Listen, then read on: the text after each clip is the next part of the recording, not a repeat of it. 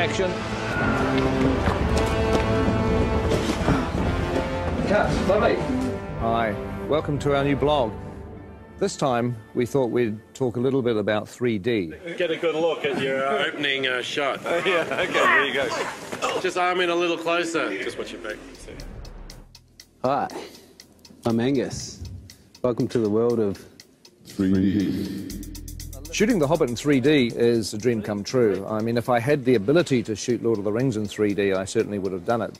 What I actually did on the Lord of the Rings is I had a 3D camera taking 3D photographs.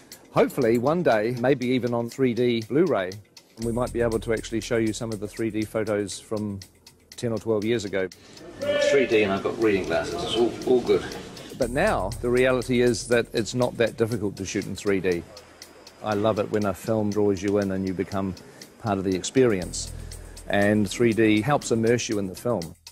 The essence of our camera system is a camera called the Red Epic. Really, it's this thing that enables us to shoot 3D on The Hobbit.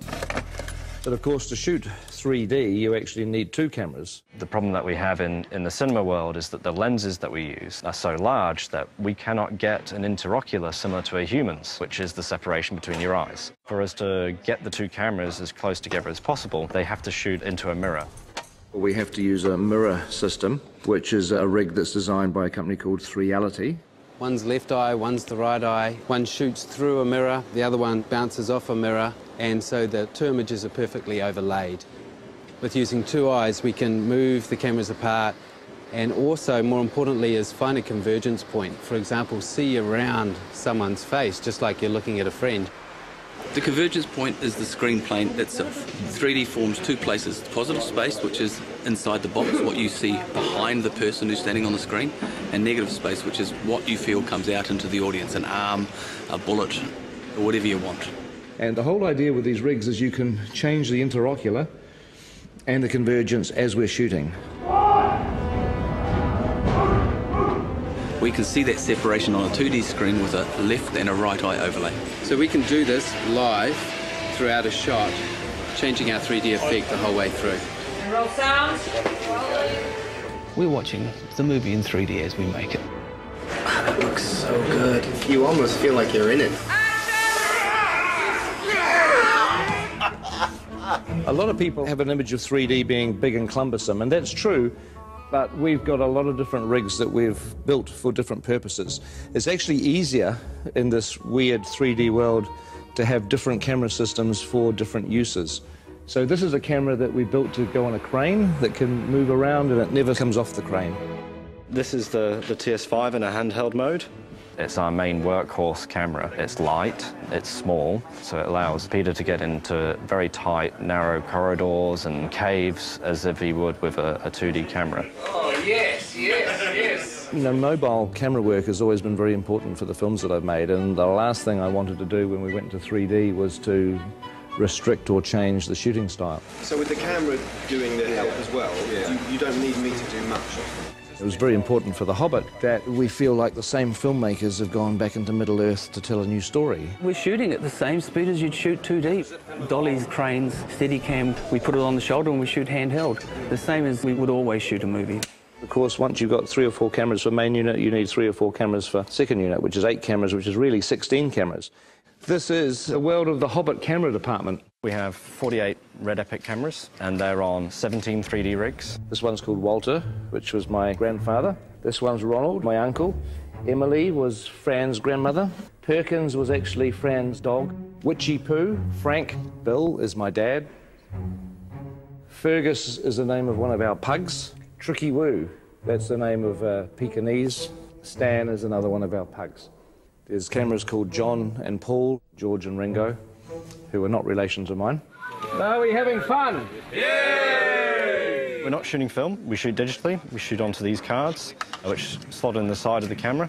And each one of these is 128 gig. On top of that, you're shooting at 5K resolution.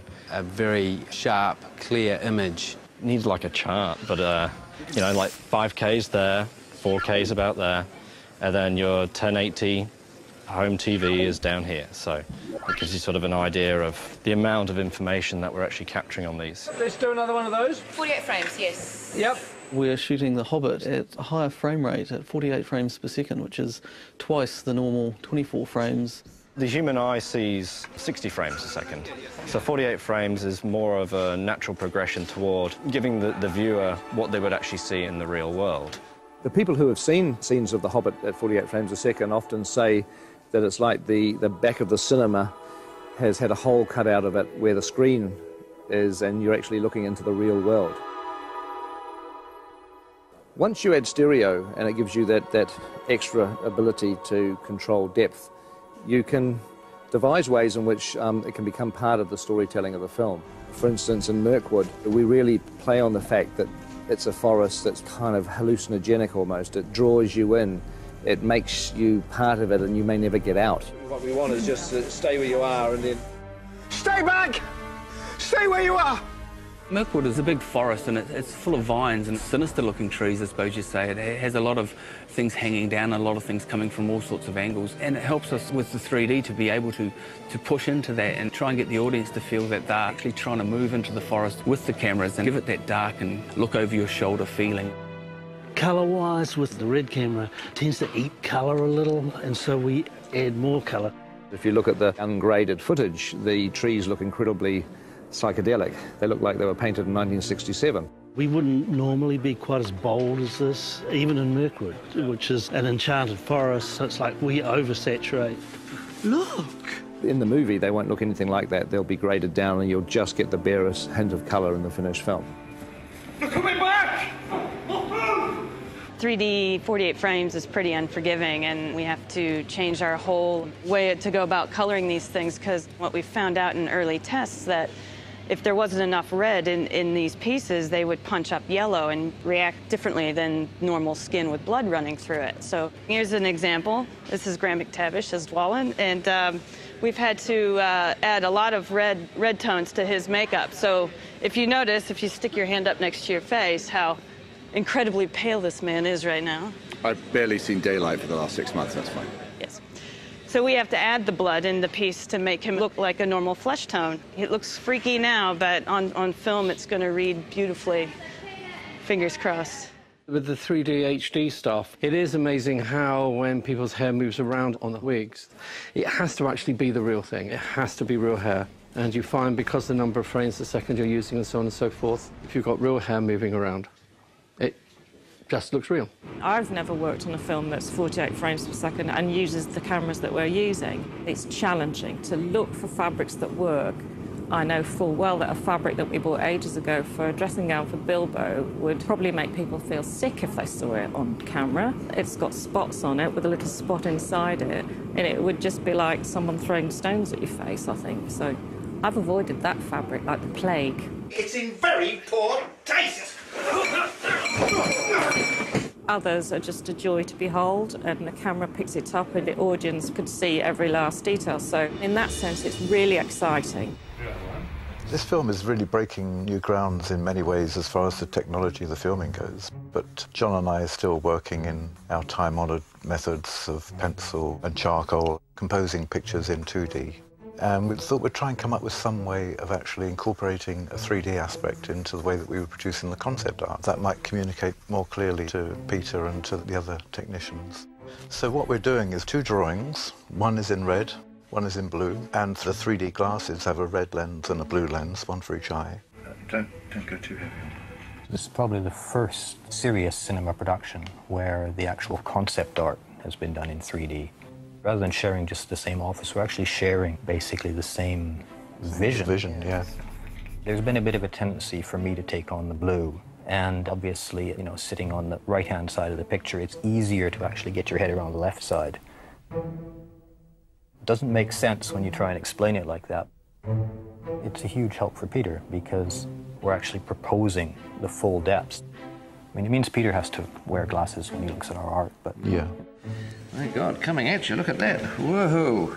If you happen to have a pair of glasses like these at home, you should be able to see the artwork in 3D. You look great. Very three-dimensional. You've definitely improved. I know. So I hope you found this blog interesting. I know it's a little frustrating because just about everything we've been talking about you can't actually see at the moment. You can't see the 3D, you can't see the 48 frames, you can't see the 5K, but you will. December 2012, you'll finally get a chance to see what we've been talking about. Anyway, I've got to get back to set. It looks like they're almost ready for me down there. We're actually shooting today, as you can see, in a pine forest, but it's not really a pine forest. It's a polystyrene and plaster pine forest. But very shortly, we're going to be leaving the studio and moving on to locations for a few months. So the next time we see you will be from a location somewhere in New Zealand. Catch up with you soon.